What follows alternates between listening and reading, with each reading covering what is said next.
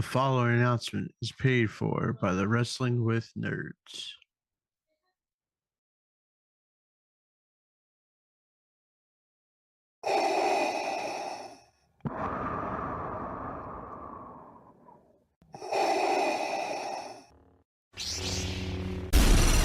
From Mordor to Hogwarts to Gotham, the nerds have come together to create a show for nerds by nerds.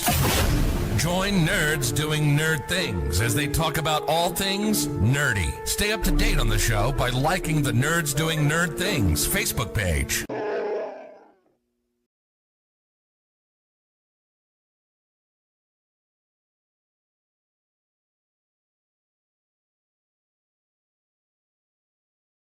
Hey there, the name's Nukem, Duke Nukem, and you're watching the Nerds Doing Nerd Things podcast. For some unknown reason, enjoy.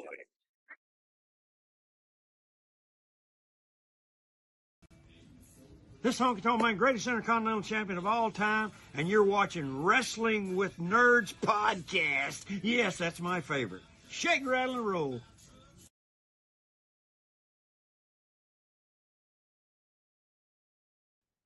What's going on, wrestling nerds, and welcome to this week's episode of the Wrestling with Nerds podcast. We are back in the saddle again, back into 1997, and we are doing our wonderful series that, for some reason, Ryan thought was a good idea, and now I'm really considering it a great idea because I am very much enjoying what I'm watching with the WWF Monday Night Raw versus TJ's WCW Monday Night Nitro. Ryan, I'll let you take it from here so I can finish sharing all of our wonderful stuff.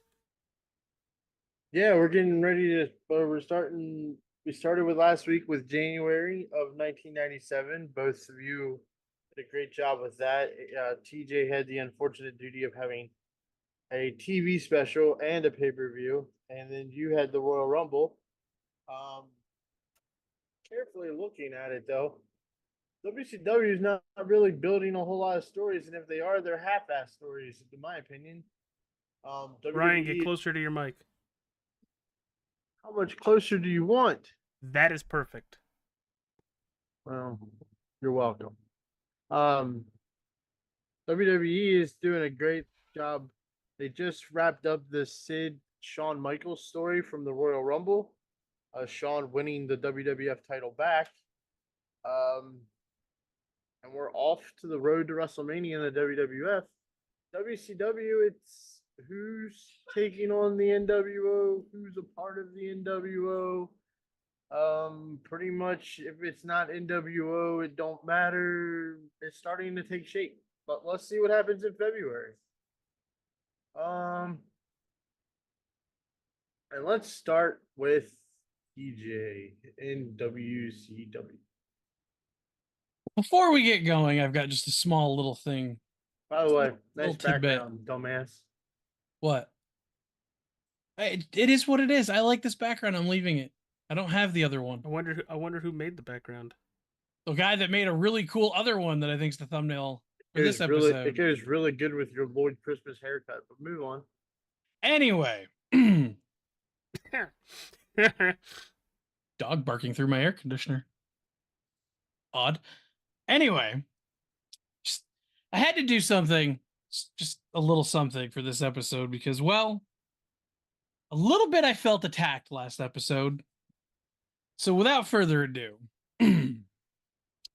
AJ, you better double check this camera and make sure that camera is recording because the next couple of minutes are going to be something you want to remember.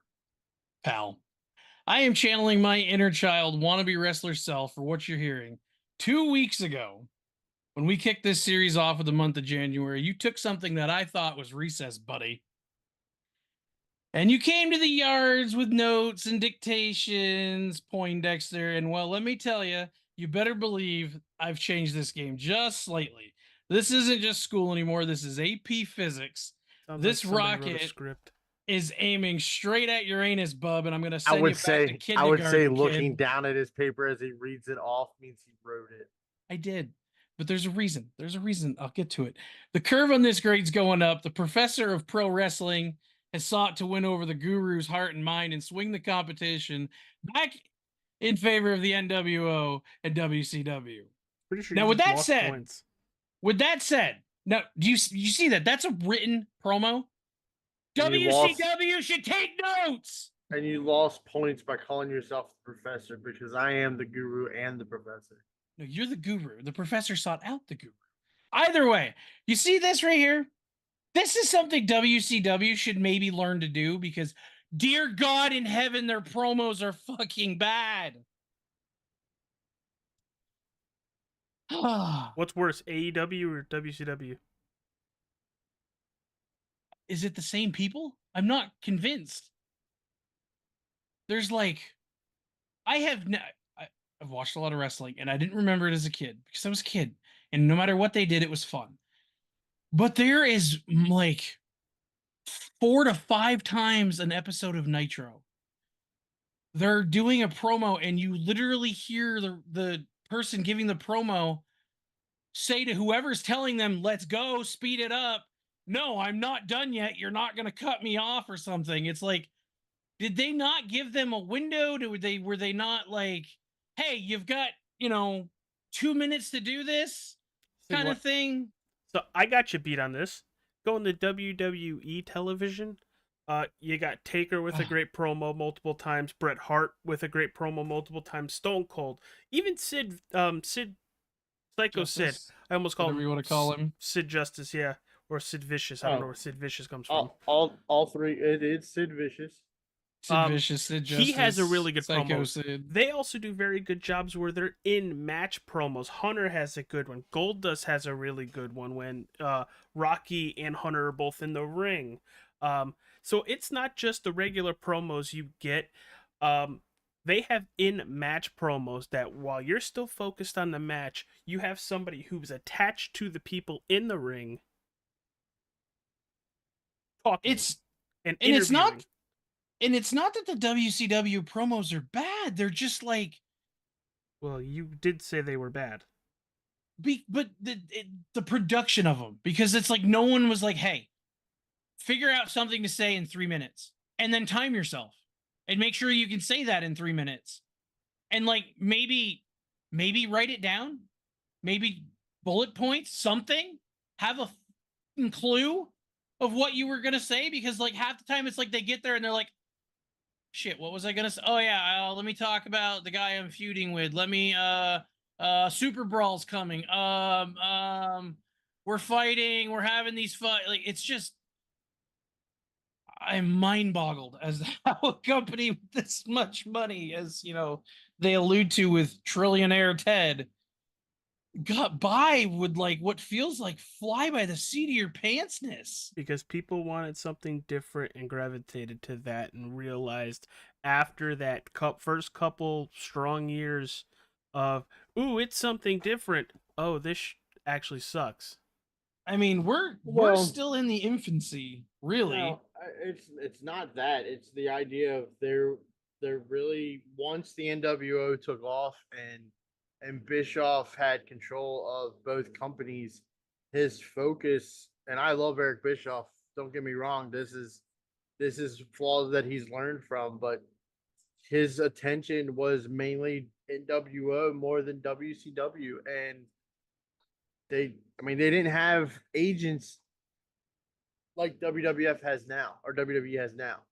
They had a few people that would talk about matches. Like the guys would basically book their own matches on how they want to do, which is classic wrestling 101 anyway. But these guys know time. They know what their limits are for time. The problem became, and you'll hear me say this a lot about WCW, is it's a prime example of a television company that owned a wrestling business or wanted a TV show rather than a wrestling person that owned a wrestling company that put it on TV. Does that make sense? Mm-hmm. And it's my opinion, and there's a great show now on Vice that is Who Killed WCW. It just started last Tuesday. I don't point the finger at any person, so to speak, on who killed WCW. WCW's downfall was that it was on a network that no longer wanted wrestling, and it was owned by said network. And the people that were supporting wrestling were no longer in a power position, and they fell victim to that. Plain and simple. That's the reason why. It's the reason why WCW closed. I mean, Bischoff had a deal made to buy the company and started with investors, and they turned around and sold the video library and everything to Vince, and that was kind of the end of it. So, but anyhow, let's move on to the first week of February for WCW. They're leading into Super Super Brawl 7. which would have been from San Francisco, California. Cow Palace. Cow Palace. And that is, I believe, 3 nitros in. We get 3 nitros before. So the we first get to the so the very first nitro of February is February 3rd, 1997, from the historic Mid-South Coliseum. This Coliseum is the same arena that was used for Mid-South Wrestling in the early '80s with Bill Watts and Jim Ross and all of them guys, where Hacksaw Jim Duggan and Ted DiBiase and Dr. Death Steve Williams and all those guys came to prominence. The Junkyard Dog was huge in Mid-South. That's why he ended up in the WWF in the mid-'80s. So WCW does a really good mixture because, again, they don't care about pay-per-views, so their TV tapings are always in great arenas. They go to the historic ones. They go to the Omni in Atlanta. Here they're at the Mid-South Coliseum in Memphis, Tennessee, and I'll hand it over to TJ to let me know what he thought of the show. I mean, you can definitely the difference between January and February is noticeable. Most everything right from the get-go is building towards Super Brawl. It might be a little construed early on in the month, but I mean, like, Hogan kicks off the show coming out and saying, you know, as soon as Piper arrives, he's going to fight him, he's going to embarrass him, and he's going to beat him again with the title on the line. We don't even know when Piper's getting here, but he's saying this at the top of the card. I did it a little weird. I didn't take a lot of notes on the matches because the matches pretty much are self-explanatory as far as what happened. Some of them are pretty quick. Some of them, the good ones, I took a little bit of notes on. Most of the stuff I took notes on was the promos because sometimes there's a lot more promos than there is valuable matches. Like, or even just backstage moments where not long after we hear from Hogan, we find out Luger's been taken out backstage by the Outsiders. He was supposed to fight Jeff Jarrett. So now we're like, okay, well, who the hell's going to fight Jeff Jarrett? We get a guy that I hadn't seen yet on this card, Ice Train. A big freaking dude. I mean, big dude. He recently passed away. I want to say beginning of this year, late last year. At one point was prominent. He had a tag team with Scott Flash Norton.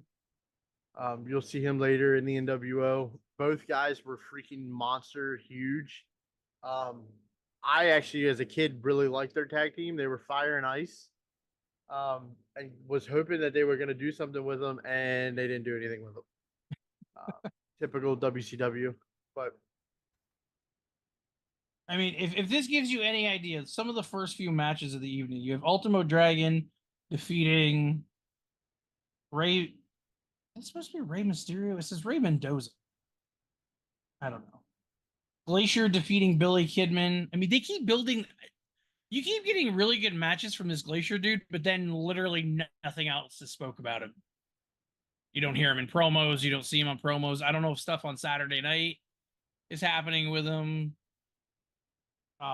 Ice Train comes out with Teddy Long and defeats La Parka. Harlem Heat versus the Steiner Brothers ends in a double disqualification. I believe I have notes on that. Dean Malenko versus Mike Enos. Like, you look at these matches, it's like they're not even a question of who's going to win the match. DDP versus the Renegade. Alex Wright versus Super Callow. I still haven't figured out what Super Callow is. I understand he's a Mexican wrestler, but like, He wears a mask with sunglasses and a beanie, and like some symbols are on his shirt. I got nothing. I can't figure the dude out. Conan versus Chris Benoit. That ends via disqualification. Jeff Jarrett and Mongo end up fighting instead of Luger. I have notes on a lot of this stuff. I don't know how much we want to dive. I mean, do we want to go top to bottom and We'll just run talk through about it? talk about the promo at the end of the show, because that's the old. Basically, every match gets you to the end of the show where you get your promo between Hogan and Piper. Yeah, Piper comes out with his son Colton. Mean Gene's waiting for him in the ring. He says he wants to. Piper says he's done. He says he wants to go be a dad. He doesn't want to wrestle anymore. You know, he doesn't want the title shot that WCW had offered him on the last Nitro. He's like, I want to go be a good dad. And apparently Hogan does not give a rip that that's what he wants to do. He comes out and, you know, kind of implying that, like, you're an idiot. You brought your kid here. We're now going to use that as leverage against you. If you try to do anything, we're going to hurt you and your kid. To which Piper's like, I just want to leave. Like, can we get out of here? Like, I don't even know why you're like bothering me. I just want to go. But for Hogan needs that satisfaction of Piper saying, you know, you didn't beat me. You're not the icon. I want you to admit to that. Then you can go. And he does. Piper admits to it to leave. But as he goes to leave, Hogan kind of like turns and kind of like slaps him in the back of the head a couple times. And you can see that, like, you don't do that to that guy. You see that Hot Rod turn into the Hot Scott. You don't do that to that guy. You just done fucked up, my guy. Like, you're done. And I don't know who he handed his son off to, but clearly it was someone he trusted enough to take his son, because as soon as he hands his kid off comes the coat, around turns the snarling Piper we all know to fear. And I think I think one part you're missing there is, doesn't he kneel down and ask Colt? He talks to Colt, and he makes the comment of, all you can hear him say is, I'm sorry. And it's basically, I'm sorry for what I'm about to do. And then that's when he hands him off and he beats the living the hell out of Hulk Hogan. He gets a hold of Hogan. He gets a hold of Bischoff there, and he kind of coconuts them together, which I always thought was funny. He mentions later his boy told him to go get him. So he got the green light from the kid, because the kid was like, who the hell is this Jagaballoon? What is he making you be weird? Yeah. But I mean, there's some other stuff in there. Jacqueline, you know, we've now, Jacqueline's been introduced to the Benoit and Sullivan woman thing.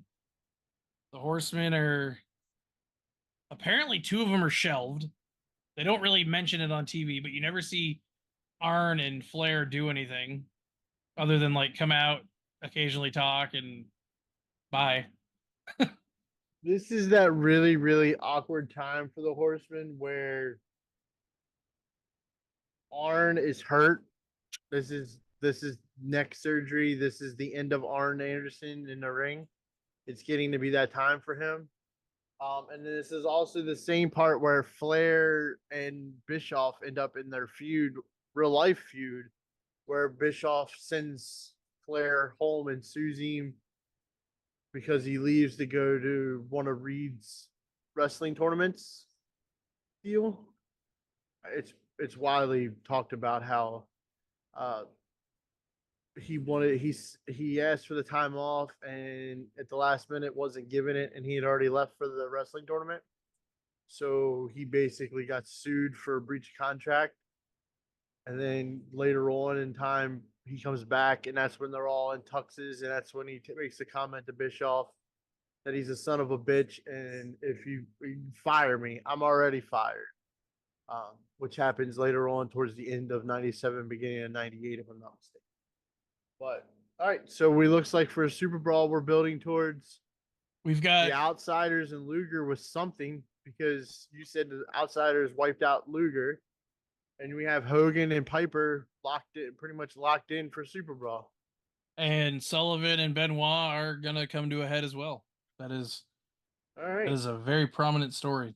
So we'll move into the week 1 of Monday Night Raw. also from February the 3rd, ironically, because it's the Monday Night Wars, And it baby. comes from the Sky Dome in Toronto, Ontario, Canada. Do you want to break the news to TJ about what happens on what this Raw of February is for you? How about it's the very first 2-hour broadcast of yes. Raw? Yes, it is. So now you're both are now at 2 hours. Well, Welcome to technically the an hour party, pal. 43, but Well, 15 minutes for commercials. But this one has a really weird. Were you the only one? I know I was, but did it throw you off guard the way this was videoed? Does it not have like a weird fuzz to like it? a Like grain. you're not. Yeah. Yeah, it does. They're It in still does. Canada. Yeah. And in, like the lighting, it's only I think it's because they only use half of the arena. Yeah. The Sky Dome's so big, they only use partial lighting for the arena, so it gives that grainy effect to it. I didn't mind it, to be honest with you. It made it feel like I was watching a live show that I wasn't supposed to be watching. It was weird because you can see the center field screen and it have the WWF logo with what's going on, and it is back there. It is well back there, but the crowd stops there. Yeah. It was like, oh, who's seeing that? People up there? Yeah. Yeah. I don't mind it, and you'll get more of that later on this year. Of course, they go to England and all that stuff for Raw, and you get that grainier footage, and I don't mind it because, like I said, I feel like I'm watching a house show that I'm not supposed to be watching, so I don't mind it. So we are going to start February like how we did all of January. We're building talent, people. Building talent. Vader with Paul Bearer defeats Steve Austin, disqualification. That's brewing. Very much so to Final Four. Whether they know what Final Four is going to be, that is yet to be seen, obviously, because what has to happen hasn't happened yet. Obviously, it's next week. Then Savio Vega, newly joined Nation of Domination. I think this is his like second week. Oh, I was like, what are you doing? We are the Nation of Domination. Which, yeah, he defeats Flash Funk, and I literally thought Flash Funk had the Funkadactyls with him. It's the what do they call them? They call them something else. The Funkettes. The Funkettes are Flash Funks. And I literally was like, oh, it's 2010. I was like, oh wait, no, 2010 was 97. Yeah. Flash Funk, for if you would notice, wrestled in ECW and WCW as Too Cold Scorpio. Okay. Pretty popular wrestler in ECW. I mean, It's been on has been on the Dark Side of the Ring episodes with like New Jack and all them guys.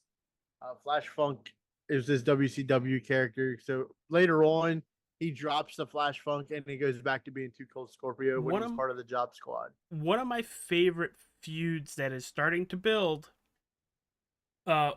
starts with a tag team. Good.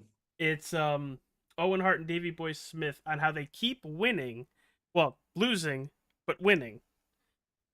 Because some shenanigans with Owen Hart happens, whether he hurts his leg or he accidentally hits Davey Boy with the slammy, and they still end up keeping their titles via disqualification or count out. This one was count out, and it's a great match. They are working really good matches with Doug Furnas and Phil LaFon.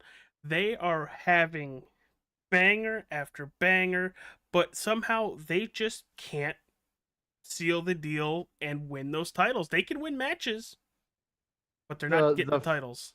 The Furnas and LaFon and Davey Owen matchups are some of my favorite matchups of 1997 in general. I liked Doug Furnas and Philip LaFon a lot. They also wrestled in ECW. That's where they came from. And then they wrestled in Japan and stuff as well. Very technical tag team. Doug Furnas was a power lifter. Mm-hmm. And they were just really cool. The only thing they didn't have, and I feel like if they would have had it, they could have got more over in WWF. They didn't have a mouthpiece because neither one of them could really talk. in my opinion. Neither one of them had the charisma to sell themselves.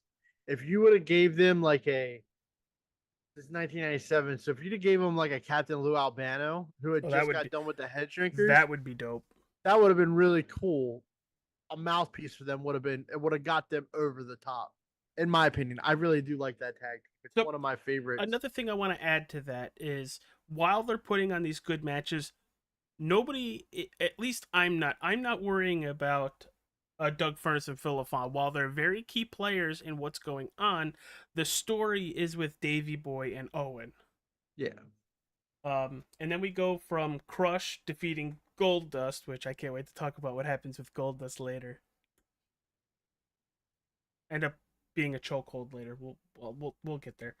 But he's in the Intercontinental title mix. But then, speaking of Intercontinental title, the Triple H Hunter Hearst Helmsley defeats Mark Marrow to hold on to that Intercontinental title, and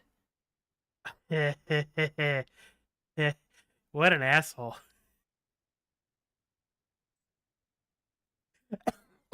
But with this Mark Marrow in this match, I don't know if it's just me. Are we seeing him start to turn a little bit? Because he's getting very dickish. You were.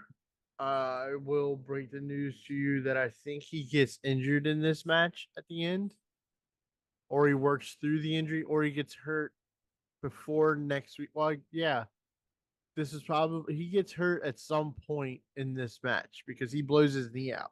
Ooh. And he's out. So that kind of stops anything he was gonna do. So this is Mark Marrow is one of those weird deals. Mark Marrow is the first person ever in the WWF to get a guaranteed contract. Ever. Oops. He came from WCW. He was Johnny B. Bad in WCW. It's a character Dusty created. It's a character that got over because he looked like a little Richard. Everything. The character was 100% was a perfect character in my opinion. Wrestled the mid card, won the US title, won the TV title, was starting to get a US title look at type deal before his contract was up and they didn't re-sign him. Vince wanted that Johnny B. Bad character. It's not his character. It was a Dusty character. So when he signs Mark Marrow, he expects to get Johnny B. Bad, and he gets Mark Marrow instead. So that's why they come up with the whole Wild Man Mark Marrow and that whole gimmick, which I didn't mind it, but I like the Johnny B. Bad character. I don't know Johnny B. Bad, but I don't mind this Mark Marrow high flying character. Mostly, because of his manager. But then that's what exactly. He gets the role, and then Vince finds out and he gets introduced to his wife, and it's all over with. So when he gets hurt, it just sets the wheels in motion to let's make Sable the most popular person in the WWF. And they do a really good job of it. Although in 1997, I think the most downloaded person on the internet we'll talk to her. I was gonna say, she's like 2 weeks from now. Yeah. But this main event, I kind of want to bring it back to the Crush and Goldust match. Ahmed Johnson was ready to come out and start whooping ass the minute he saw Nation of Domination. Undertaker stops him. He goes, you go by yourself. You wait, we'll bury them together. And he gets Ahmed Johnson to, okay, I'll wait. And they fucking fuck up the Nation of Domination. Got a double fuck out of that.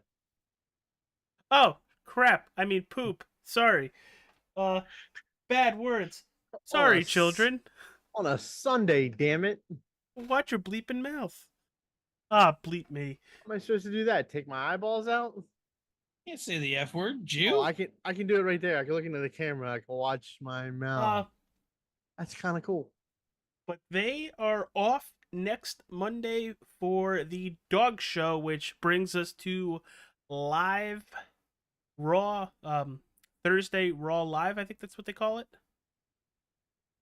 Thursday, Raw, Thursday. Thursday, Raw Thursday. Thursday, Raw, Thursday. Okay. But Sunday, before bloody we get to Sunday. February 13th, I think TJ has a Nitro. I do. My Nitro kicks off with a very upset Dean Malenko. I didn't mention this last week. I meant to. Or well, last week, 5-10 minutes ago.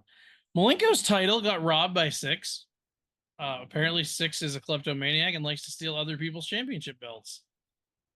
So Malenko challenges Six to a match anytime, anywhere to, give him a lesson in wrestling and respect. Malenko and Eddie are actually going to fight here.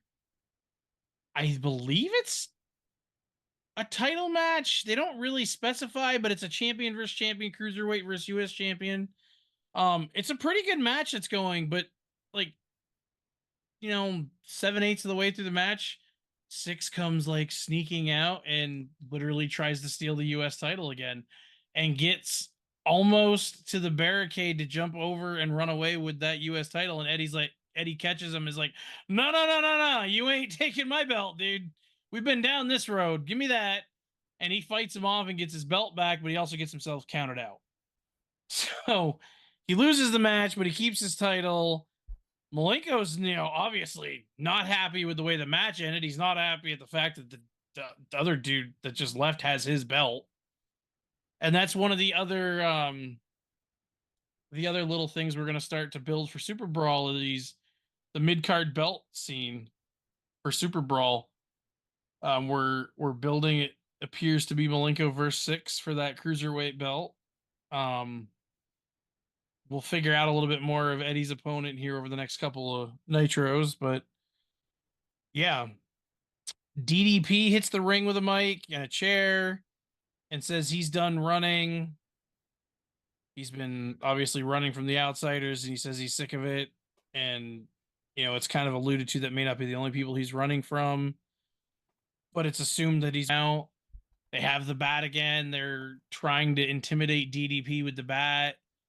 DDP kind of stands his ground, and finally Sting hands him the bat and, turns around and is like, hey, hit us with it then, betray what appears to be yourself and show you're like the NWO. And he doesn't. And so they take the bat and they leave, and DDP's kind of like, what is that? The announcers are speculating, was that some sort of initiation? What's going on here? And it's another one of these weird Sting Macho Man segments of what are they doing? Whose side are they on? What's going on with these guys? That's really, they don't ever talk. They just come out and look ominous and leave. Thank you for that, WCW. Yeah. Luger comes out. We get a really awkward. We get an outsider match on Nitro, which is almost unheard of. Oh, didn't they fight? Let me click through it. I have a thing. I think they fight some new debuting team on this one. Thought we saw him a couple weeks ago. Maybe it's next week. It's the Extreme. It's Ace Darling and Devin Storm. I think this was their first episode. At least that was the way the announcers portrayed it. These guys were kind of new, and unheard of. But yeah. No. Literally on the January 27th Nitro, guess what? The Extreme faced the Outsiders. So 3 weeks ago, they fought the Outsiders on TV, and they're fighting them again here. Well, we still don't remember who they are, and we won't remember them after here. We did skip a few things. We had Conan and Bobby Eaton before this. Oh, I was leading into the Giant and Ron Powers. The Steiner brothers fight High Voltage. Kenny Chaos and Robbie Rage. That was a young tag team that if WCW knew how to build people, they could Could have have been been built somebody. as a cool tag team. They built a little bit with Kenny Chaos later on. After the Steiner Brothers split, he ends up tagging with Rick Steiner for a little bit. But it's like old Steiners versus new Steiners. Because if you look at Robbie Rage, he looks identical to Braun Breaker.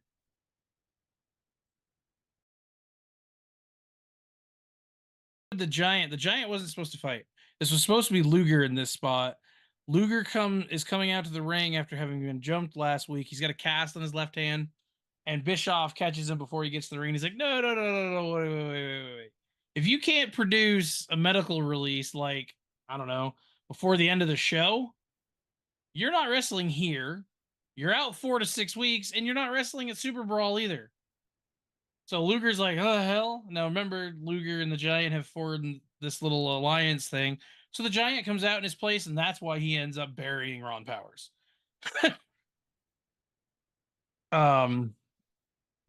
Post match, they TJ, interview the cut you off Giant. real fast. Thank you to our Twitch chat who are here for letting us know that there was something wrong with the audio. I guess it mixed out for a little bit there. It is back, so thank you everybody out there for helping us out with that so I can adjust it and fix it. Thanks, Switchverse. We appreciate you. Post match, they interview the Giant, and he says at Super Brawl, whether or not he has Luger, he is going to beat the Outsiders, win the tag belts, and share them with Luger. That is his decree.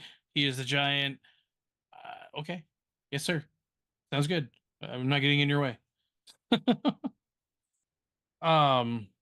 NWO shows up late. Like, they show up and they're supposed to be pretty much having this match, so they come like right out to the ring. The Bossman says he's going to take out DDP at Super Brawl. They built, so there's another match we've added to our Super Brawl 7 card because, you know, DDP's been a thorn in their side. We get to the Steiners as they're coming out. They have a little vignette that says if they've got to work from the bottom to the top to get back to the number one contender, they'll do it. You know, the titles that were theirs that got taken from them, they're going to get them back. It's the last thing they do. Because, you know, those are their belts. They had them stolen. They won them. They want them back. That's makes sense, right? The NWO have their little thing. The NWO takes over at commentary, the Outsiders and Bischoff, to bring out, this is so awkward and cringy, the whole Randy Anderson getting fired thing because of the Steiner match. Well, now he's like bringing out his family to like plead to Bischoff's, I don't know what he was, the whole thing doesn't make sense. Everybody's like, Bischoff isn't going to give you anything. You're going to bring your family out. He's just going to make fun of you. And he pretty much does. He ends up, you know, getting right down in Randy Anderson's kid's face. He's like, tell your daddy's still fired. He's not getting his job back. They do end up coming to the terms of if Randy Anderson can beat Nick Patrick in a match next week, he can have his job back. Both of them. Both referees. The referees can have a referee match, and Randy Anderson can win. He can have his job back. That's the thing. So everybody's like, all right, cool. You know, like, yeah. That's when the Outsiders take on the Extreme, and I made a note about the Extreme. They mentioned this very carefully several times that the Extreme are from Stamford. Like, I think they say it 3 different times before they get buried. There's supposed to be a play on the Hardy Boys. Is that what it is? Okay. Because, like, they made, like, they're from I mean, like, it's not like, oh, they're from Stamford, Connecticut. They're like, they're from Stamford. Like, it's supposed to, you know, oh, you got us. Which we'll they're see from the Hardy Boys Stamford. soon. Well, the Hardy Boys are already on TV in the WWE. They're jobbing to Razor Ramon. They were jobbing to Razor and all them guys. Well, the first time they show up in Superstars. 1997 is later this month. Mm-hmm. Six adds a little jab before they cut away that he at Eddie and Malenko. You know, I'm gonna do something. I'm messing with you. Get over it. I have your belt. Boom, we're headed to hour 2. We swap broadcast teams. It's a common thing that I've picked up this month of February that the hour 2 broadcast team recaps hour 1 or other big moments like post Super Bowl brawl. They'll talk about that. Fry, can you explain to me what Lee Marshall's the point of? Is it just to like give Weasel shit and call in from wherever they are next week? Yeah, it's a sponsor spot. It's 10. What is it? 1-800-collect. Call collect or whatever. Yeah, like he calls in every week, and I'm like, he calls in. why do What we he does care? is he calls in. Well, it's to advertise where their show is going to be at next week. It's to advertise the sponsorship of them using 10 or 1-800-call collect, and then Lee Marshall and Bobby the Brain Heenan and Mean Gene Oakland all worked with each other back in AWA in the 80s. So they all have a good relationship with each other. So that's why he pokes the jabs at Bobby by calling him the Weasel and all that kind of stuff. And then Bobby returns the favor after they've hung up with Lee Marshall. But it's something for the B and C announcers to do on television. And Lee Marshall is very famous, not just in the wrestling world. You guys ever ate Frosted Flake cereal? Yes, all the time as a kid. Remember the cartoons or the commercials with Tony the Tiger? Yes. Remember when he said they're great? Was Lee Marshall? That was Lee Marshall. Okay, he's Tony the Tiger. Lee Marshall was Tony the Tiger for years. Ended up passing away early 2000s from some form of cancer, I believe, without looking it up. He has an awesome voice, you can tell from his promos and stuff, but that was just something for the BNC type announcer to do. And again, it was advertisement sponsorship, and it promoted where they were going to be next week. That was the biggest thing about these two. They both promoted where they were going to be. That way you could get your tickets to get to the arenas to fill them out. Not like they have the internet and apps today that tell you like months in advance we're going to be here. What are they building towards on Nitro for this show? It doesn't seem like they're building a lot. They build a little bit, and then they don't build to the end of the show. They're building towards their pay-per-view. Yeah, a lot of Super Brawl stuff. There was a couple of the matches I was going to mention were Lord Steven Regal versus Rey Mysterio. Rey appears to have won the match, but just as he's getting the 3 count, the 10-minute TV title time limit ends, and he doesn't win. So Regal dodges a bullet there. Awesome. I love when a match is a 10-minute time limit and it ends at 6 minutes and 56 seconds. Shh, you're not supposed to know that. Oops. Did Bischoff think the audience was dumb? Like a legit question. With commercials and everything. I bet there was probably a commercial in between, or 2 commercials in between that probably pushed it to a 10-minute segment. Kevin Sullivan fights But then again, what's Maverick if you Wild. ask most wrestlers, they'll ask you what's a TV championship.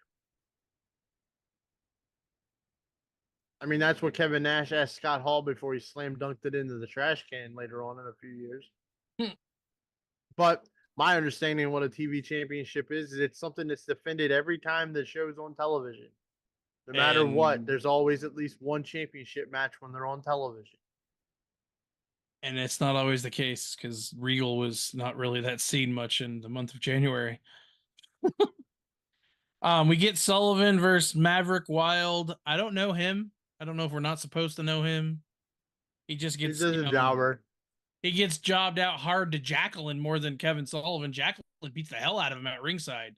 I mean, like, not the first time she's taken on men, and it won't be the last time either. No, and she like manhandles this guy. Like, I felt bad. I'm like, he not even fighting that girl, and he's getting his ass kicked.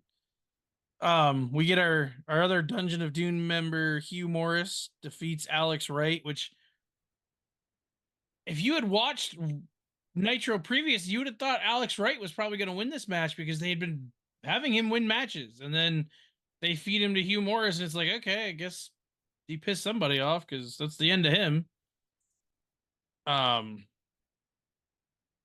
They come back at one point from a commercial and completely re-air the Piper Hogan incident. from the previous week, but they obviously add their commentary to it and what they think's going on. We get a post-match Horseman interview where Arn Anderson's ranting about Jeff Jarrett and Sullivan, Nature Boy, Flair. I don't know. Was that a stroke? It's kind of how Flair's promo felt. They give Flair time to talk, and I'm not really sure what he says. He just starts kind of talking about Woman for a second and Sullivan, and it never makes sense. I just agree to move on from the Four Horsemen until after Super Brawl because it's a clusterfuck. It is. This is where Benoit starts talking about Sullivan, and they're like, "Hey, you know, we got to move it on." And Mongo says something about the Jaguars. The bigger story, I think, out of the Horsemen right now is Mongo and Deborah. They're probably the biggest thing with them right at the moment. And it's really weird because Deborah's obviously married to Mongo, but she clearly has something for Jarrett. And it's not just like a little thing. It's like she's willing to cost Mongo matches against him for Jarrett to win. Yeah, he literally kind of flat out asked Deborah, like, what the hell are you doing? I pay your credit card bills. Why are you helping him? And she just brushes it off. She's like, oh, it's fine. And they end up, Mongo challenges Jeff Jarrett to a match at Super Brawl that if Jarrett can win, he can join the Horsemen. And they fit that part. That part is fit in like the last 10 seconds of the promo. The most important part of the promo is given like 10 seconds. We get Piper to close out the show.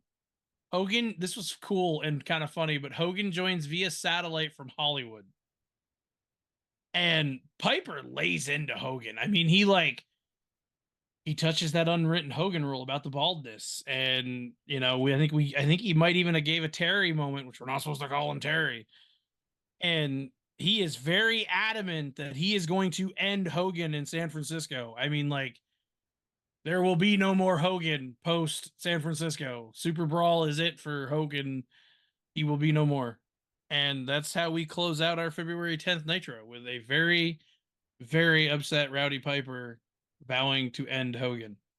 So we're going to go from a very upset Rowdy Piper to Thursday Raw, Thursday, February 13th, from Lowell, Mass, the Memorial Auditorium. TJ, check your phone.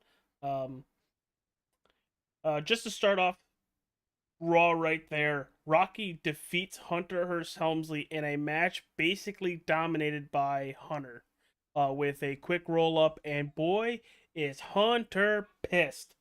Another big part of this Raw is Steve Austin defeating Psycho Sid via disqualification because Bret Hart gets involved. And then Hart also gets involved with Psycho Sid. The Undertaker and Savio Vega have a match where when Undertaker wins, the whole nation decides to come out and beat the absolute crap out of Taker until a certain person with 2x4, Ahmed Johnson, comes out and levels everybody, and they basically clear the ring together. Farouk and Crush defeat Owen Hart and Davey Boy Smith. It was for the championship, the tag championship, but Owen gets hurt again. His leg hurts again, and that's how they get the count-out victory, Farouk and Crush. But a big part of this February 13th goes to the main event. You have everybody basically getting involved in this match, or before this match. Taker comes out, cuts a promo saying, not even Austin or the two in the ring are giving me the respect I deserve. And at Final Four, they will all rest in peace. Bret Hart does end up winning by Vader missing a moonsault. A very good show. A lot of it progressing to Final Four, which happens this Sunday. Yeah, that whole pay-per-view is being filled out very nicely. But I'm kind of excited to see what Rocky and Hunter are gonna do. and that whole match with Austin, Hart, Undertaker, and Vader. So we basically just keep it with me, and I go to Final Four, right, Ryan? Yeah. You want to throw anything in there about Thursday, Raw Thursday? Like your thoughts? It's been played to death about the he lost his smile and he's gonna vacate the belt and go home and find it. And his mom told him that he doesn't smile much and all that stuff. Yeah, I was gonna get there this because they play a lot into that. this is basically Shawn Michaels' way of getting out of not dropping the belt to Bret Hart. My opinion, a lot of people's opinion. Shawn Michaels, without a doubt, is the greatest in-ring professional wrestler of all time. Even better than Flair. Flair even says it. I agree. But Shawn Michaels is on. I brought this up the other week, and I think I threw everybody for a loop. Do you realize that Shawn Michaels is only a 4-time WWF champion? I thought it was 3. He's a 3-time WWF champion and a 1-time world champion. That's it. Was there anything wrong with his knee though? Or It probably got scoped. I was gonna say, or It probably got scoped. Did they have But- Andrews?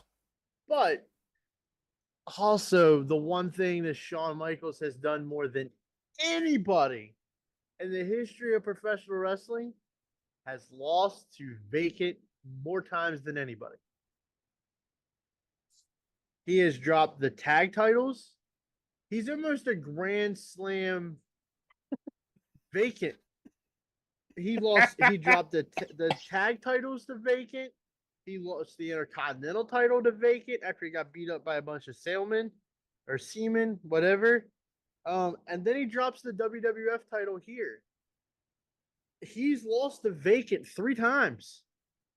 In a matter of 4 years, he lost 3 times to vacant because he didn't want to do a job. And because Shawn surrenders the title, Gorilla Monsoon then makes that Final Four match for the WWF Championship.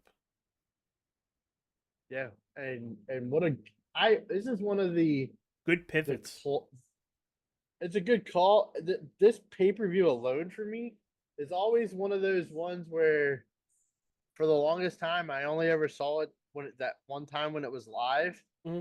But then it's one of those ones now with the network that I'll go back and watch occasionally, just because I remember watching it live, thinking it was such a cool concept. And the pay-per-view itself is not terrible. I didn't think it was really bad at all. We'll actually just start with that since I'm gonna keep it with me. Chattanooga, Tennessee at the UTC Arena. For In Your House 13. Mark Marrow defeating Leaf Cassidy, who Al Snow for the uninitiated. Literally threw me a loop when they introduced him as Leaf Cassidy. I was like, "Where's his head?" We haven't got there yet. Mark Marrow defeats Leaf Cassidy. Sable gets very much involved in this match.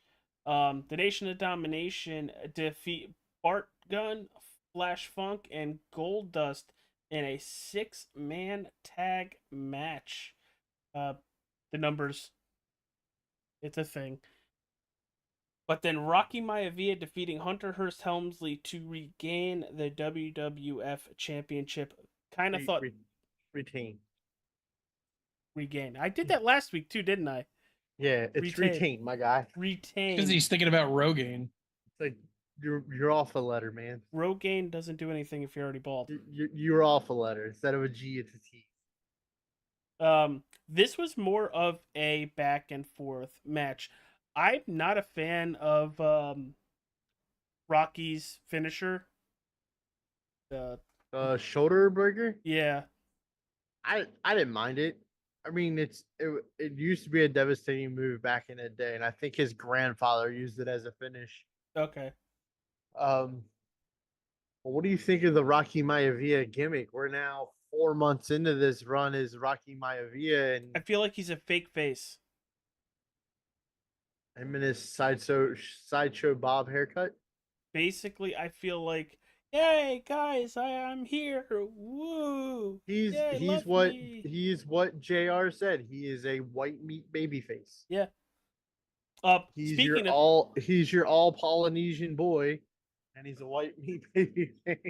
Speaking of JR, He's early Roman Reigns when he was It's- hated as a face. it's JR and Lawler for the first time by themselves on commentary, and I loved it. Didn't have a McMahon. I am getting a little sick and tired of Jerry Lawler's bullshit on commentary, which comes now next week on Monday. Completely different story when he starts ripping another promotion, but we'll get there. Doug Furnace and Phil Lafon defeat Owen and the British Bulldog by DQ. Hey, they lost or they won, but they're not getting the titles again. This is where the Slammy breaks, and I can't wait for them to completely explode. I very much can't wait for them to explode. And then we get to the main event. Bret Hart defeats Stone Cold Steve Austin, The Undertaker, and Vader in the Four Corners elimination match for the vacant WWF Championship. Austin is the first one eliminated and decides to, I am not eliminated. I'm going to continue to beat the crap out of people. Comes back in the ring, lays it to The Undertaker, and Vader gets busted open bad. Yeah, that's what I remember most about the main event is Vader's bleeding profusely.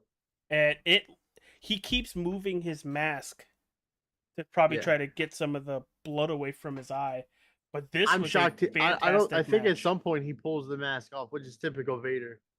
But I think it's hard way too. I don't think he gets busted above his right eye pretty hard. But the steel steps, I think it's what the spot was. This was a fantastic match. I wish more Fatal 4-Ways or more matches were kind of like this, where you could just toss them over the top rope. Because for the most part, they went under the top rope and used the ring area around them and stuff. So I thought this was very entertaining. That's why I always thought this whole thing was interesting because it's the mini 4-man Royal Rumble. Only you can also pin or make your guy submit too. It made it very, very interesting. But Bret Hart is your WWF champion coming out of In Your House 13 Final 4, and that lasts probably about 23 hours. It also makes him a 4-time WWF champion, which puts him only second at the time, puts him second to the Immortal Hulk Hogan with 5. So that's kind of funny to think about the title reigns that we have guys taking now and the two best WWF champions of the 80s and 90s were only 5-time WWF champions. Hogan would go on to win a 6th one later on in the 2000s. Actually was the last WWF champion, which is kind of funny in a way. He's the last WWF champion, but he's the first WWE champion.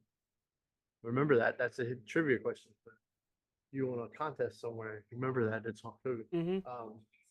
But yeah, I love this card. I don't hate it at all. The Godwins are starting. The Godwins versus the Headbangers were a dark match on the show. They're starting to build the Godwins as a pretty good tag team. So I'm looking forward to that.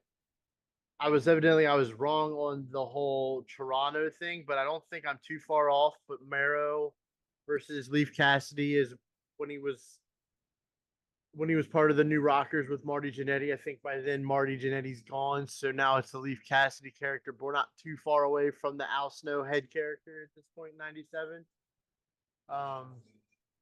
Yeah, and then you get 3 championship matches, which is what every pay-per-view should end with. Is 3 straight championship matches.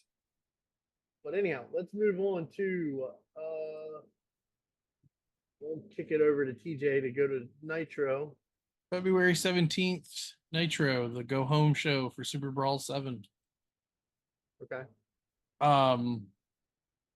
Kick the night off. The NWO arrives at the parking lots. They're walking in, and the boss man gets taken out. Or what is it they call him here? He's Big Bubba Rogers. He just like he's there Big bug. and he ends up like dead on the ground behind them. They kind of like, what the hell? And they turn around and he's been taken out. We also find out during the first match that the Steiners were hurt in a car crash. And the announce team is like, everybody, we think the Outsiders did it. We don't know, but we think the Outsiders did it. Something's fishy here. Later on in the night, we find out that the Outsiders have a tape of it, and we're gonna see that. And then we get to the tape of it, and they said that the tape would clear them, and if anything, the tape damns them. And like, y'all ran them off the road. What do you mean the tape is gonna clear you of guilt? They like pretty much straight up ran the Steiners off the road. To the point the announce team's like, maybe this should, be going to somebody else, like legally. Yeah. We get let's see, what were some of the highlights of this pay-per-view?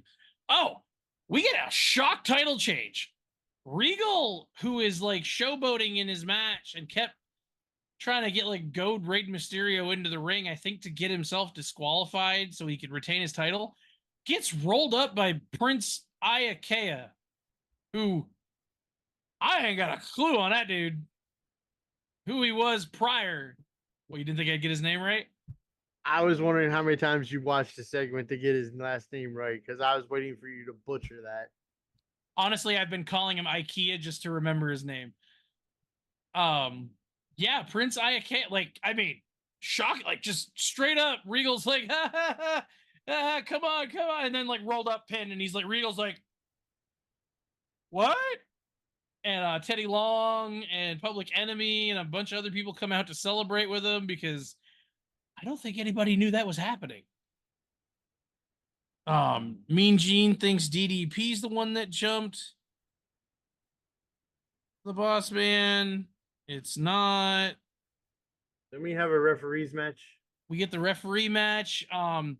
The other referee, the other WCW referee, hands Randy Anderson something. I couldn't quite make it out. It's not brass knucks, but it's clearly something to aid him in his quest to beat Nick Patrick. Nick Patrick kind of messes with him with a minute with his sunglasses on. He turns around and Randy Anderson knocks his ass out, pins him, and of course, like instantaneously, Bischoff's out there, and he's like, "Oh well, now you're fired. You're still fired. Get out of my ring." So essentially, this whole like Randy Anderson, you're fired thing is continuing, except now there's another ref fired. Yeah, it was kind of weird, to be honest. I'm like, well, why wouldn't you try to hide it? Or don't you think Bischoff would have been winning, like, or watching? Like, what? I don't know. We get the Horsemen again. They're, still them in the Dungeon of Doom just keep kind of trading shots leading up to Super Brawl. This is where I made note of Benoit getting pretty much told, like, we're trying to go to commercial. And he's like, no, I don't care. You're trying to go to commercial. This whole pay-per-view, it felt like that, or this whole Monday Night Nitro felt like that, to the point they end up bleeding beyond the 10 o'clock hour. We get Luger shows up with a medical release, and Bischoff's like, dude, you're like a whole Nitro too late. That was a week ago. You had to have it. You can't have it. You can't wrestle. Luger's like, oh, I'll be there anyway. I don't care what you think. Past the 10 o'clock hour, we actually get a match and a promo. We get Jeff Jarrett versus Jericho. That one ends with Mongo hitting Jeff Jarrett with the Halliburton and costing him the match, which was not Deborah's plan. So there's awkwardness there. We finally get Hogan, Bischoff, and the NWO in the ring. They run their mouths about Piper. Sting and Macho appear. T's going to the ring, and I don't know if maybe they were supposed to go to the ring, but because we're in the 10 o'clock hour, it doesn't happen, and the show goes off air. It would have been really curious to know, had everything been on time, if there was supposed to be more with that. But yeah, that's this Nitro. Everything, it felt like they had way too much to try to get in, setting up for Super Brawl. Which then we head to Super Brawl, and so far of the TV special, the sold out pay-per-view, and Super Brawl, this has been my favorite of the three. The matches are actually I enjoyed watching these matches. They were good. The pay-per-view literally starts off with Piper escaping from Alcatraz. He was spending a week there to train to be ready to end Hogan. Again, why didn't you think you would not you go to a place that has like food and running water, not an abandoned prison that's no longer used? He wanted to take himself to limits he had never been to before, and sending himself to Alcatraz and spending a week there was for his mind to get to the darkest places it possibly could to take on Hogan. Well, Let's run down the card real quick.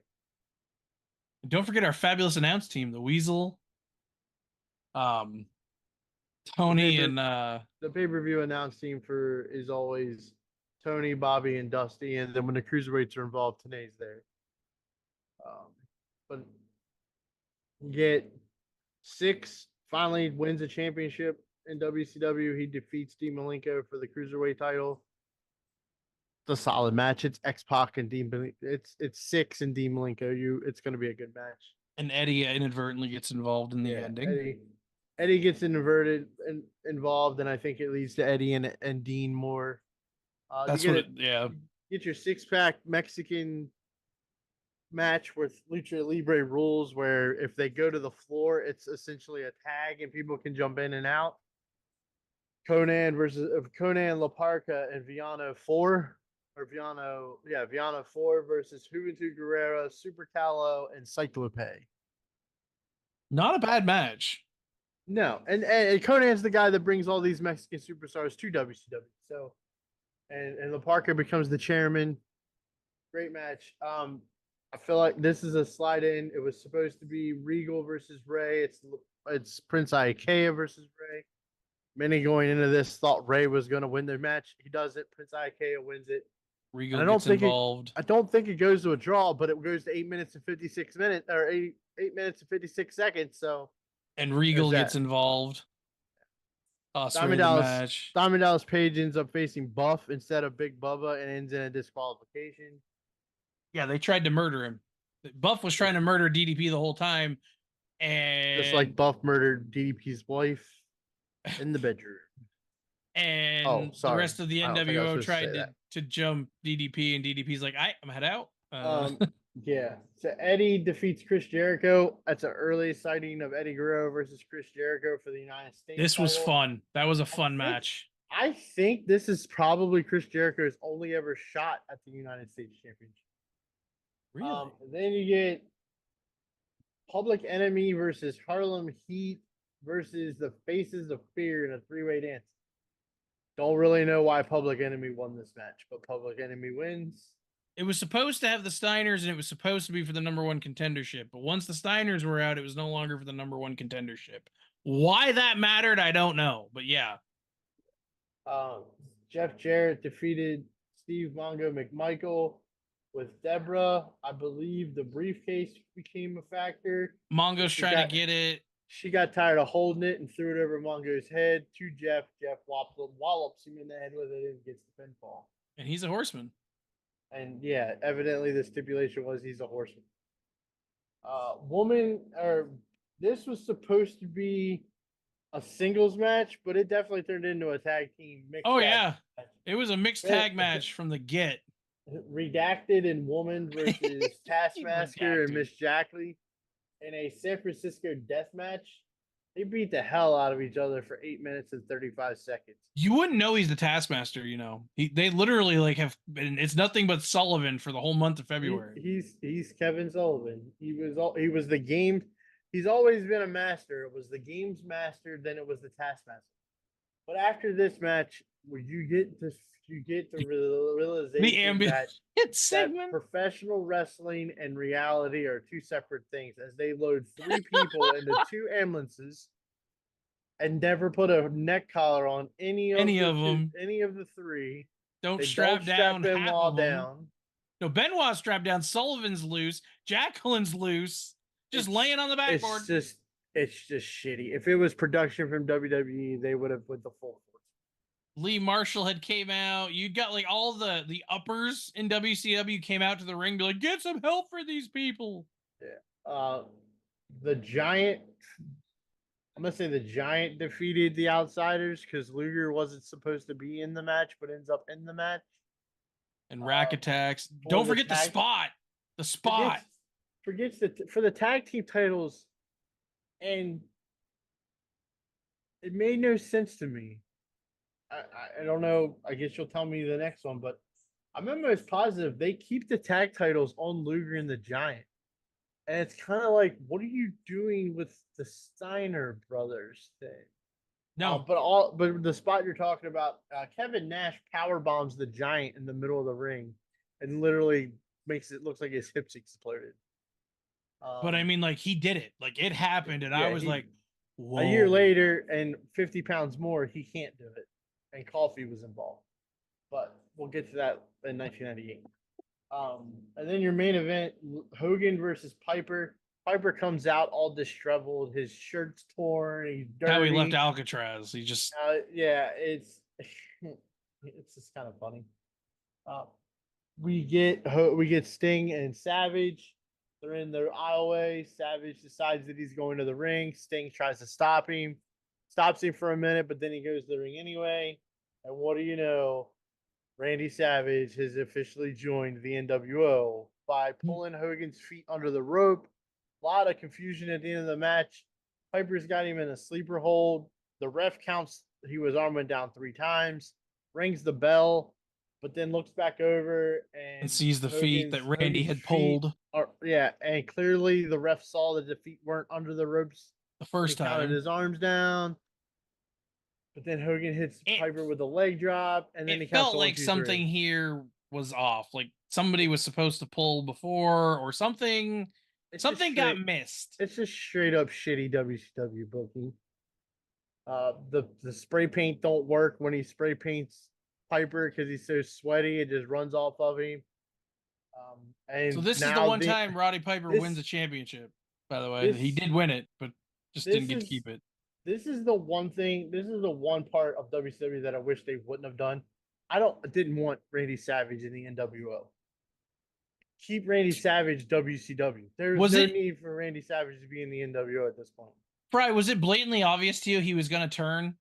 Like the moment he got to ringside, and you're like, "Oh, Hogan's wearing lightning kind of stripe, and he's wearing lightning kind of." Like they looked like twins. He'd been wearing black and. But it didn't have the lightning. And don't forget, we had the tease earlier in the night that Mean Gene saw a prominent WCW. Yeah, no, not at that time. No, as soon as he hit to the side of the ring, I'm like, oh, I know what's happening here. Well, your 20-year Monday morning quarterback in it. Well, no, but I mean, like, you could just tell. It's like almost 20 years. This ain't right. Like what? He looks like they looked like twins. It was like just too obvious. So we'll go to your Nitro to end the year in the Arco Arena. Oh, wrong one. Wait, we're not going to do my Raw on the 17th? No, we're going to. Oh, yeah, we got to finish your Raw. So. Go ahead. So, this Monday Night Raw comes to you live from Jerry the King Lawler's hometown at Nashville, Tennessee. Mark Merrow. All right, time out. He said it multiple times on the broadcast. He's not from Nashville. He's from Memphis. Oh. Well, maybe he said home state. Home state. Maybe he said home. I swear he said hometown. Oh, maybe. I'll let it slide. Mark Merrow defeats Savio Vega when the Nation of Domination came to the ring and started beating up on Mark Merrow. So he won via disqualification. He backs himself into a corner with Sable behind him, and Ahmed Johnson then comes to the ring and clears the ring with a 2x4. The WWF IC champion Rocky Maivia defeats Leaf Cassidy. I'm really starting to like Al Snow right now. Probably more than Rocky at this point. Then the Headbangers defeat Matt and Jeff Hardy. We know who those guys are. Are they wearing their plaid tights then? They wore like plaid, colorful, like yellow or green I type was gonna say I think they were like and lime green. headbands. Yeah, they look like the Yuck Bucks. But halfway through this match, this is what I meant earlier. They cut to a interview and do like the screen side by side, and the match finishes while they're still talking to Farouk. Then Owen defeats Flash Funk. I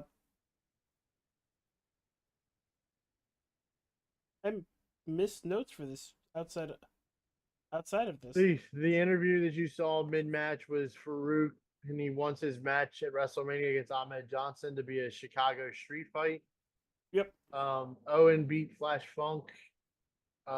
Davey Boy holds Funk's leg down outside the ring. Clarence Mason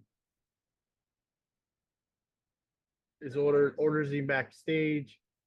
Funk hits Funk with his Owen Slammy. Jerry Lawler spoke to Paul Heyman on the phone, who called to accept Lawler's offer of having ECW That was the following fun, week on Raw. Dude literally had the sign that says ECW rules, and the minute they cut to Lawler and it was right behind his head, you knew that's where it was gonna go. This starts the whole ECW WWF thing that works in both companies. Lawler ends up going to ECW television and represents the WWF there, and it becomes a heel faction of ECW guys that are now claiming to work for the WWF against the ECW guys, and then they're promoting their first pay-per-view, Barely legal. working on WWF pay-per-view on TV because Vince wanted to help a smaller company. It gets even better on the next Raw. Bart Gunn defeats Hunter Hearst Helmsley via countout when Goldust chases Helmsley into the crowd. During the bout, Honky Tonk Man is on the commentary for this. But we have a really fun spot with Marlena on the barricade while Hunter's in the ring after their little get together. China, for the first time, shows up. Honestly, if it was your first time watching it, maybe you kind of got the oh shit, somebody just tried attacking Marlena. But when she shows up next week, you're kind of like, oh, okay, there's definitely something going on. The main event, Psycho Sid defeats Bret Hart. Stone Cold interferes with a chair shot to the head while Bret has Psycho Sid in the sharpshooter. And just like that, Bret's going to face Stone Cold, and Psycho Sid is going to face The Undertaker at WrestleMania 13 as they're starting to show promos of that from Chicago, Illinois. All right. Is Final your Nitro? okay? So then it's your final Nitro and then your pay-per-view. We already had the pay per view. Oh, We talked about it. yeah. Go do your final Nitro. Honestly, we could 'Cause, recap this Nitro real quick. Because 90% Battleground just of started. it. I know, I have it paused. 90% of this Nitro is recapping the previous night. I mean, like, literally 90% of it. We don't really need to dive into a lot of it. One little nugget from the episode that I caught, that caught my ear more than anything. A guy by the name of Pat Tanaka enters the arena to fight Prince Iaukea. He enters to Goldberg's music. It's just basic cut music. But it's just more of the I'm hearing it and I'm like, wait a That's minute. because What? it would have been wrong for him to come into the typical Oriental music that they always play for him. And it was Goldberg's music, and I'm like, that's just weird. Like, huh? So just that part caught my eye. But yeah, honestly, most of the Nitro is recapping what happened at Super Brawl the night before. Malenko now wants a piece of Eddie after Eddie cost him the belt. Regal is, Regal. He wants back in on that. DDP gets jumped. It's just a lot of preparing for the future. The big thing at the end of the night, Fry mentioned it. Bischoff wants the tag belts back because Luger wasn't supposed to be in the match. Obviously, the Giant's like, no, you can go to hell. And Luger's like, no, we'll hand them off if in a couple weeks at Uncensored, the NWO defends every belt they hold. You guys defend all your belts. We'll hand these over willingly. The NWO agrees. That's kind of the end of it. So Uncensored, apparently, is there not another stipulation to that though? Pretty sure the stipulation was NWO defends all of their championships, but isn't there like a match at the end of the night that if they win, they get the challenge for any WCW title they choose to? This is Nitro going off air. The big thing with this is after that deal is made, Sting comes out to the ring. Sting stands in the middle of the ring with 4 WCW guys on one side, Harlem Heat, Luger, and the Giant, the NWO on the other, and he allows Hogan to like give him a hug, and he stands with the NWO, and Nitro ends. So it's kind of like, so Sting's with them after all this? Yeah. And it ends. So you don't really know, but you're kind of like, okay, he's standing with them. The other thing was Savage got gifted Miss Elizabeth for his hard work at Super Brawl, which she finally smiled for the first time, I think, since the while. They made mention of that. So let's move on to the final Raw of February 24th from the Manhattan Center in New York. Oh, I love looking at this place. It is beautifully packed. It's beautifully set up. The new Blackjacks defeat Henry and Phineas Godwin. Do you know who the new Blackjacks are? Rotunda and Wyndham and JBL. Good job. Proud of it. Yes, the new Blackjacks. I love this tag. They also use a shit ton of Just for Men. That hair is dark. I had to add that in there. And JBL. At least they have hair, AJ. I look good without it. That up for debate? I don't think you'd look good with it or without Hey, it. TJ, who's the one that's married? She didn't leave me because of my hair. No, but she also thinks I'm sexy, so. TJ's wife or your wife? My wife. TJ's wife probably, but yeah, probably. You're not Next. me, so God only Next, knows. we're getting off topic and we got wrestling to watch. She's Next. betting 1,000 on other I'm men. done. It's all on him. Paul Heyman hits the ring and introduced ECW to the Raw audience, introducing Stevie Richards, which wasn't his name, with Supernova and the Blue Meanie, the Blue World Order. The Blue World Order, and it's big, sexy Stevie Richards. Oh, okay. Defeats Little Guido. Paul Heyman on commentary, and thank God Vince is in between Paul and Jerry Lawler. Stevie Richards beats him with the Stevie Knife Power Bomb. Not Jack, Stevie. I love Paul Heyman on commentary here.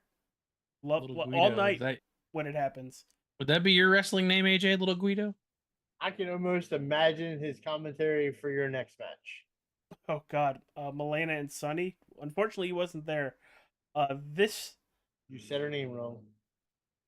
Marlena. Yeah, you said Melina. I said that before too. In an arm wrestling contest. Why does it end in a disqualification? Because we all wanted to look at their arms. Because are they in bathing suits? Not really. Oh man. Sonny throws powder in Marlena's face. The dreaded powder from the pocket. And then the NWO show up. The what? Isn't it Savio Vega from the NWO showing up? How about Savio Vega from the Nation of Domination? Oh wow, I'm retarded. Holy shit, my guy.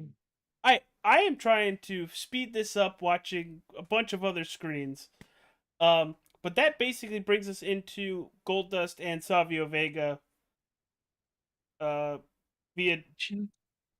Goldust defeating Savio Vega via disqualification, and then an impromptu match when Crush interfered after the bout with Miguel Perez, who no clue who he is. Should I, Ryan? No. Will I? Yes. Okay. But let's talk about this next match. Taz and Mikey Whipwreck goes 2 minutes, and holy crap, Taz is nuts in a way. Like, he's portrayed as a submission expert and a suplex expert. He's the musician or that submission machine. Taz. This is a total different Taz than we ever saw in the WWF. Yeah, that's why I'm. Or I'm sorry, the suplex machine, not the submission. But he wins via the Taz mission. The Hazaganame. And there was a promo that I think it was Farouk when he's facing the Undertaker later on, basically in the middle of this match. But Ryan, I know you're gonna love this next match. Wait a minute. You're not even going to talk about the key point of this Taz match? Where somebody jumps off of a ladder? Oh, Sabu? This is where Sabu jumps off of the top of the R on the R in the Raw entrance and damn near kills himself. Oh, yeah. Well, he's got people to land on. Granted, he landed. He almost first. don't land on him. You see everybody running towards the ramp and everything too, or whatever you want to call it. Yes, we get an amazing return next. Let me help you here. Well, and the minute I heard that music, I was like, okay, this is gonna be a squash match. And then it kind of was, but it was a double count out. Headbangers are hot right now, so I mean it was a good match. And this it's just good to see the Legion of Doom back. And then when it's all back, they do their Doomsday device off of one of the headbangers after the count out.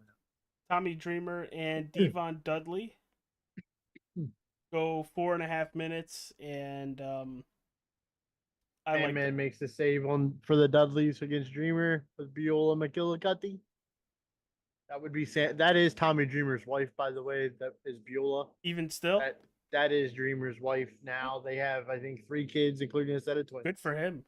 You can look her up in Penthouse. Oh. But oh my. Anyhow. So yeah, your own time. So then we get Taker versus Farouk. Ends in a disqualification when, of course, Crush and Savio interfere. LOD make the save. Yeah, they come sliding in and clean house. And then Shamrock is sitting ringside and has words with Farouk. He also has words with Jerry the King Lawler, calling him a liar. Probably. No, that did happen. And then an actual interview with, wasn't Kevin Kelly, it was somebody else. Awesome. But yeah, I'm loving this. I was gonna give you the history facts for 1997, but we're not gonna, or February 97. But we ain't even getting into that, guys. That's 1997 February of wrestling in a nutshell. Who wins join this us month? Next time for March, where we have Uncensored from WCW NWO and WrestleMania from the Rosemont Horizon in Chicago, Illinois for WrestleMania 13 for AJ. Yes, we're hurrying up and getting out of here because there's a PLE we want to watch. I have it paused and ready to go. We're going straight over to Warrior Enterprises for this. If somebody was smart enough to get on have fun. faster, we wouldn't have had that problem. But anyhow, he's AJ Capola. That's late TJ Barnier. Ryan, It's not late. I said 6:37. Here I was. Ryan, who won this month? I'm up a month. I don't tell you till the next time. Oh well, you told us last time.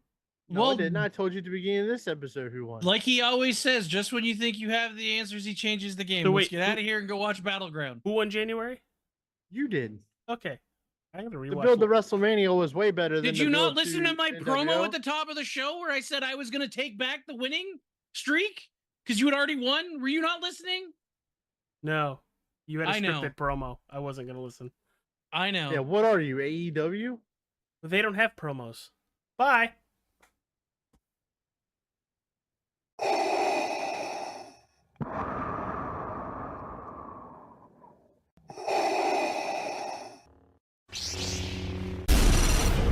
From Mordor to Hogwarts to Gotham, the nerds have come together to create a show for nerds by nerds. Join nerds doing nerd things as they talk about all things nerdy. Stay up to date on the show by liking the Nerds Doing Nerd Things Facebook page.